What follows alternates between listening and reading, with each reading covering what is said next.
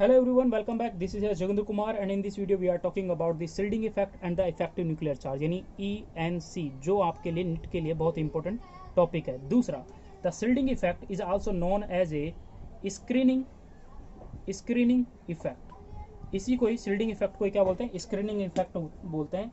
अब होता क्या है वो समझते हैं। एक्चुअली क्या है, न्यूक्लियस में यानी मल्टी इलेक्ट्रॉनिक एटम है कोई। मल्टी इलेक्ट्रॉनिक एटम मतलब क्या? कोई एटम है जिसमें बहुत सारे अलग अलग लेवल पे इलेक्ट्रॉन प्रेजेंट है। ठीक है, मैंने बोल दिया ये 3s है, ये 3p है, ये 3d है, ये 4s है, इसमें इलेक्ट्रॉन प्रेजेंट है। तो इस कंडीशन में होता क्या है कि जो ये लास्ट वाला इलेक्ट्रॉन है इसको इनर वाला इलेक्ट्रॉन रिपेल करेगा, इसको ये वाला इलेक्ट्रॉन भी रिपेल करेगा और इसको ये वाला इलेक्ट्रॉन भी रिपेल करेगा। रिपल्सन यहाँ पर इन्वॉल्व होता है, यानी मल्टी इलेक्ट्रॉनिक एटम के अंदर जो इसका वैलेंस इलेक्ट्रॉन होता है। वैलेंस इलेक्ट्रॉन मतलब क्या? लास्ट सेल में जो इलेक्ट्रॉन प्रेजेंट होता है उसके बारे में बात कर रहे हैं।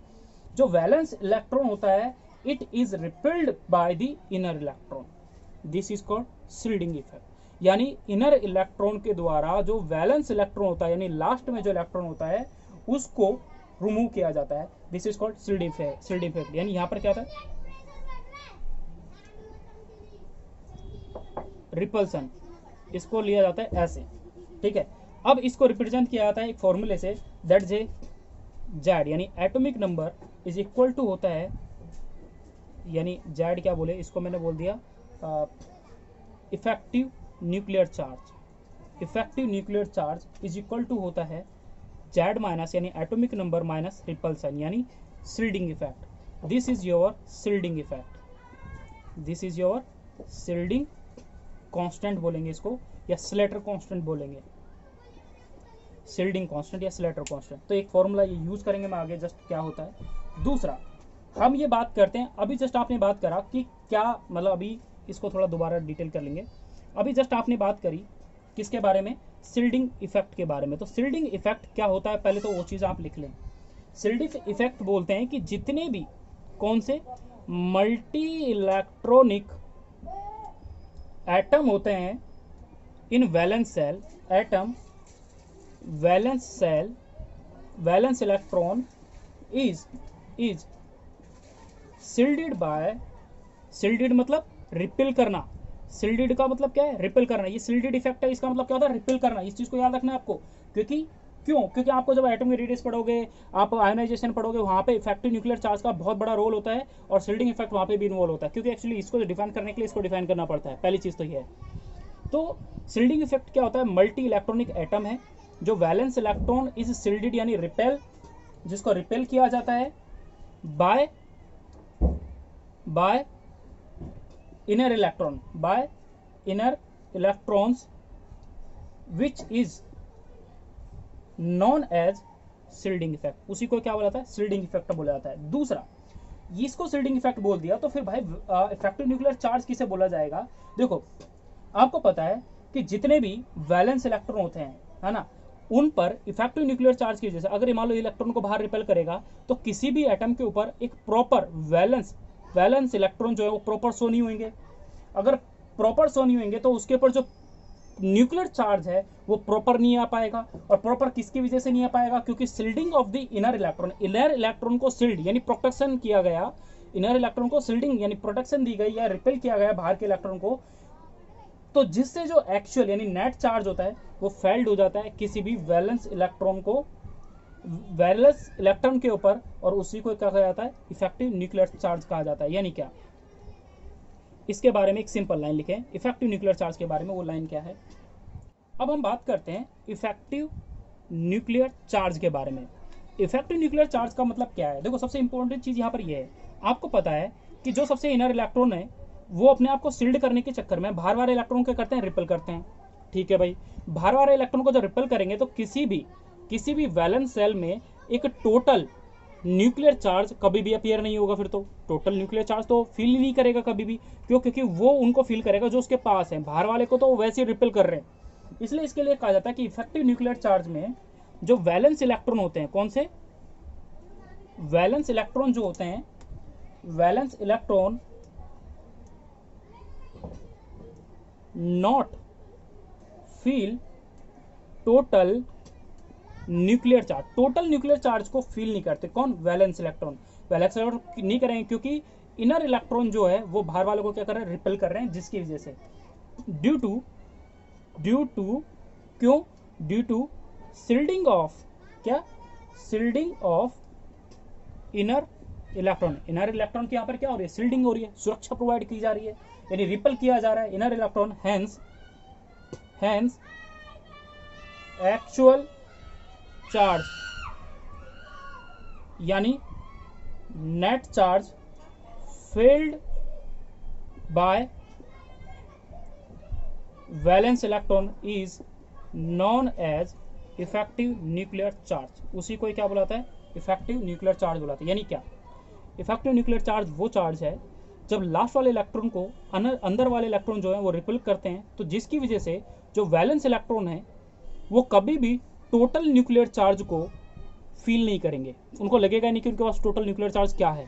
क्यों नहीं कर रहे? क्योंकि इनर इलेक्ट्रॉन जो है एक्चुअल चार्ज जो यानी नेट चार्ज होता है वो वैलेंस सेल पर अपीयर नहीं होता। किसकी वजह से नहीं होता? क्योंकि इनर इलेक्ट्रॉन जो होते हैं वो अपने आप को तो प्रोटेक्ट कर रहे हैं, लेकिन बाहर वाले को तो क्या कर रहे हैं? रिपेल कर रहे हैं और उसको रिमूव कर रहे हैं आउटर मोस्ट ऑर्बिट से। ओके, तो this is called effective nuclear charge. इसको कैसे कैलकुलेट किया जाता है, क्या इसकी वैल्यू होती है, क्या इसके बेसिक फंडे होते हैं, वो हमें जानने चाहिए। तो हेडिंग लिखें,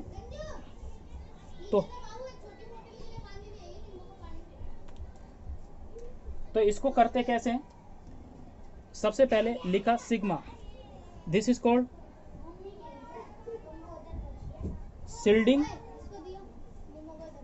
कांस्टेंट या स्क्रीनिंग कांस्टेंट भी कहा जाता है इसको, या स्लेटर कांस्टेंट भी कहा जाता है। तो ये डिफरेंट कांस्टेंट है। Sigma is equal to shielding constant, screening constant या स्लेटर कांस्टेंट इसको कहा जाता है, जिनमें से स्लेटर कांस्टेंट को डिफाइन करने के लिए अलग अलग यूज किया जाता है। इसकी वैल्यू कैसे कैलकुलेट करते हो देखते हैं। अब इस शील्डिंग कांस्टेंट या स्लेटर कांस्टेंट को ये सब कहा जाता है। इसकी वैल्यू को कैलकुलेट करने के डिफरेंट फंडे हैं, मतलब एक ही फंडा है बस बेसिकली। जैसे मान लो लास्ट में अगर इलेक्ट्रॉन 4ns एंड np में अगर इलेक्ट्रॉन प्रेजेंट है तो आपको क्या करना है? 0.85 से उसको 85 नहीं लिखेंगे, 35 लिखेंगे।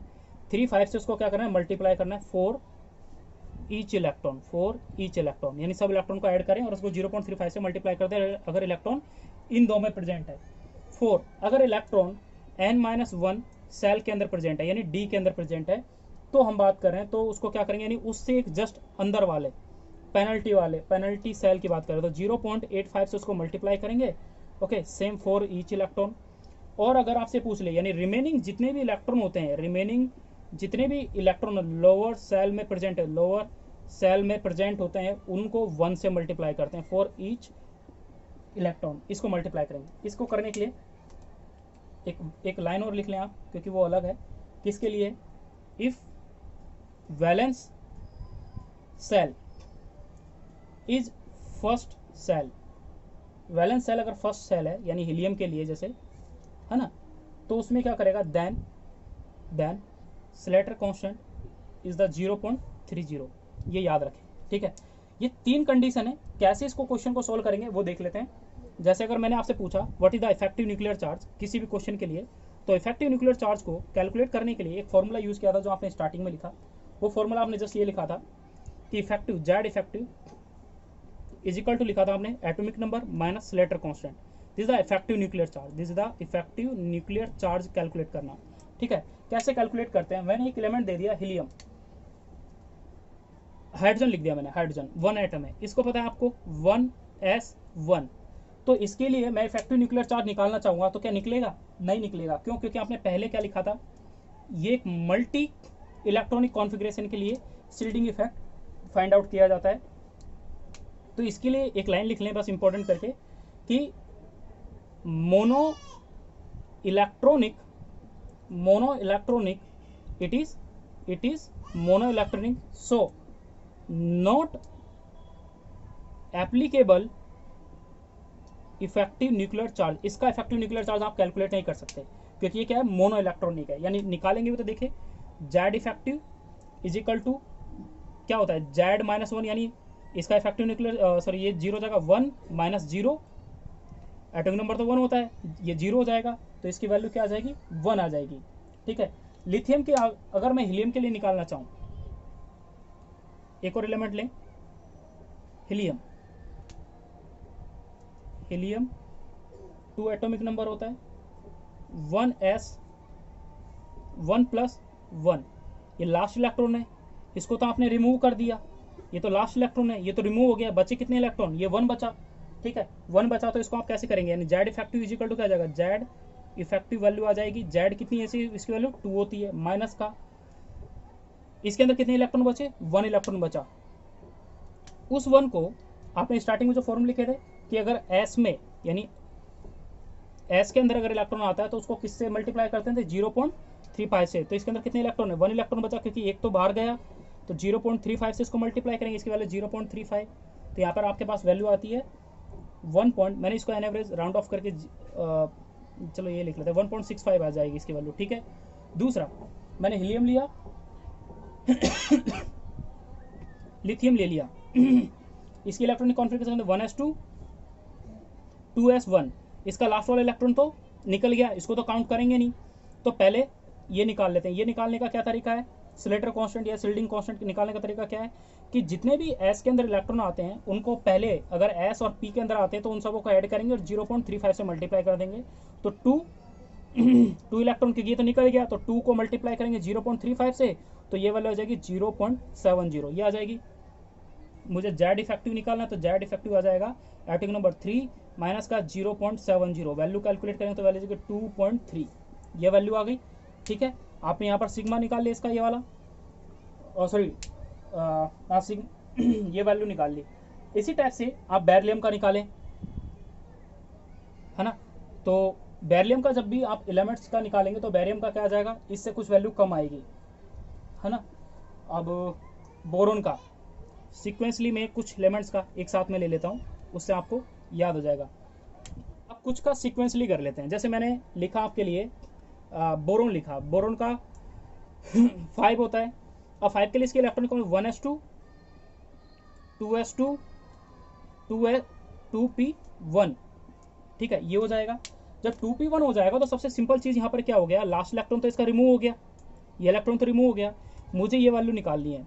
तो इसके लिए पता है आपको कि जो लास्ट वाले सेल में आता है उसको मल्टीप्लाई करते हैं पहले वाले को, यानी इसके अंदर 2 इलेक्ट्रॉन, उसको मल्टीप्लाई करेंगे 0.35 से, तो इसकी वैल्यू कितनी आ जाएगी, सिग्मा 1 की 0.70। दूसरा सिग्मा 2 निकालते हैं फॉर सेकेंड सेल के लिए, तो इसके अंदर भी 2 इलेक्ट्रॉन, लेकिन इसको मल्टीप्लाई करेंगे 0.85 से, तो इसकी वैल्यू कितनी आ जाएगी आपके पास, इसको मल्टीप्लाई करें 10 की सुपर 1.7 वैल्यू आ जाएगी। ठीक है, 1.7 वैल्यू आ जाएगी। इन दोनों को ऐड कर लें, सिग्मा और सिग्मा 2 को, इन दोनों को ऐड करेंगे जब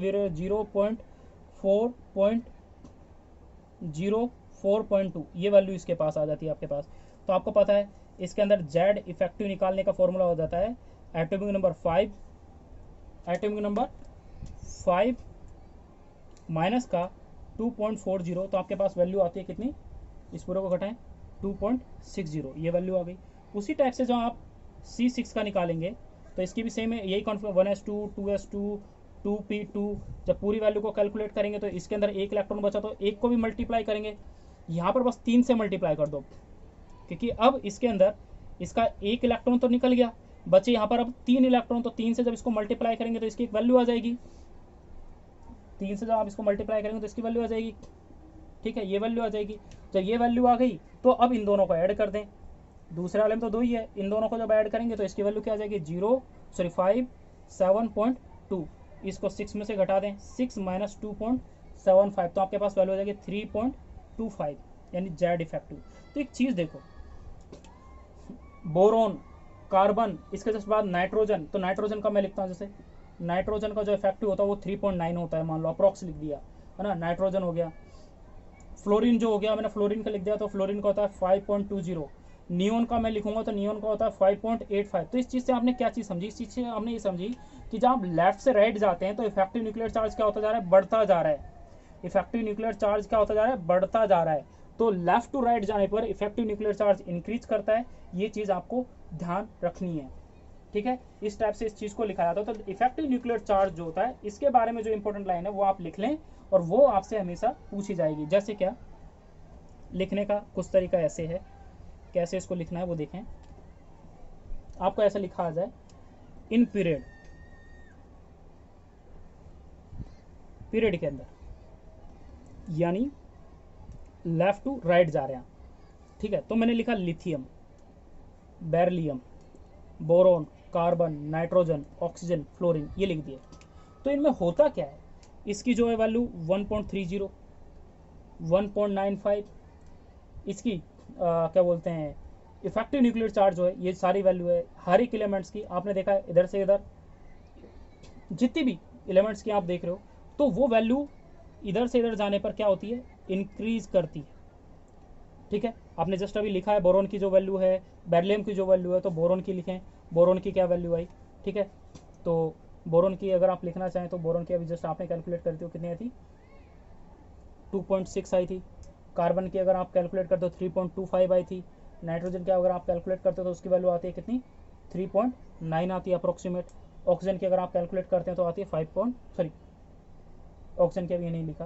तो मतलब क्या है कि बेसिकली आपने ये चीज़ देखा कि जब आप लेफ्ट से राइट गए, लेफ्ट से राइट गए तो इफेक्टिव, लेफ्ट से राइट जाने पर इफेक्टिव न्यूक्लियर चार्ज जो है वो क्या हो रहा है, इंक्रीज कर रहा है, ठीक है। पीरियड में लेफ्ट टू राइट जाने पर इफेक्टिव न्यूक्लियर चार्ज क्या हो रहा है, इंक्रीज होता जा रहा है। ये चीज़ आपको याद रखना है। और भी बहुत सारे एलिमेंट्स हैं, अगर उनका आप इफेक्टिव न्यूक्लियर चार्ज चेक करते हो तो कुछ का क्या होता है, वैल्यू अलग अलग रेशो में इंक्रीज होती है, बढ़ती है, घटती है। हम वो चीज़ भी यहाँ पे कैलकुलेट कर सकते हैं, ठीक है। तो एक चीज़ तो आपको ये याद रखना है कि पीरियड में अगर आप लेफ्ट से राइट जा रहे हैं तो वो क्या हो रहा है, इंक्रीज हो रहा है। बट जैसे मैंने लिखा यहाँ पर, मान लो लिथियम लिख दिया, सोडियम लिख दिया, पोटेशियम लिख दिया, रेबिडियम लिख दिया, तो इनमें होता क्या है, इसका इफेक्टिव न्यूक्लियर चार्ज 2.2 हो गया, इसका भी 2.2 के अप्रोक्स होता है, इसका भी 2.2 के अप्रोक्स होता है। तो इसमें मतलब क्या है कि अगर आप पीरियड में जाओ, ग्रुप में जाओगे, पीरियड में यानी लेफ्ट टू राइट जाने पे, यानी अगर आप डाउनवर्ड जाते हो, नीचे की ओर जाते हो, तो यहाँ पर इफेक्टिव न्यूक्लियर चार्ज ऑलमोस्ट क्या रहता है, रिमेन सेम रहता है। ये चीज़ आपको याद रखनी है। Effective nuclear charge down the group क्या होती है, सेम रहती है, यानी ग्रुप में सेम रहती है, बट पीरियड में क्या होती है, इंक्रीज करती है। इस चीज़ को आपको याद रखना है इफेक्टिव न्यूक्लियर चार्ज के बारे में, ठीक है। यह आपका इफेक्टिव न्यूक्लियर चार्ज था। इसके बारे में आप डिफरेंट अलग अलग आइटम को कैलकुलेट कर सकते हैं, लेकिन इसमें एक और वर्ड लिख लें, क्या, order of shielding effect. Shielding effect का ऑर्डर याद होना चाहिए, ये पूछा जाता है काफ़ी बार। 4s is greater than 4p, क्योंकि न्यूक्लियस के पास सबसे पास यही है, इसलिए इस पर ज़्यादा। 4d and 4f। अभी तो देखो 4 वाले हैं, लेकिन मैंने मान 3 लिखा तो 3 वाले में ज़्यादा होगा इन कंपेरिजन टू दिस। 2 लिखा तो 2 वाले में ज़्यादा होगा इस कंपेरिजन टू दिस। तो यानी इनमें ज़्यादा है, जो न्यूक्लियस के ज़्यादा पास होगा उसका शिल्डिंग इफेक्ट ज़्यादा होता है। ये चीज़ ध्यान रखें। And thank you for watching video. In our next video we discuss about the atomic radius. So मिलते हैं उसी वीडियो में।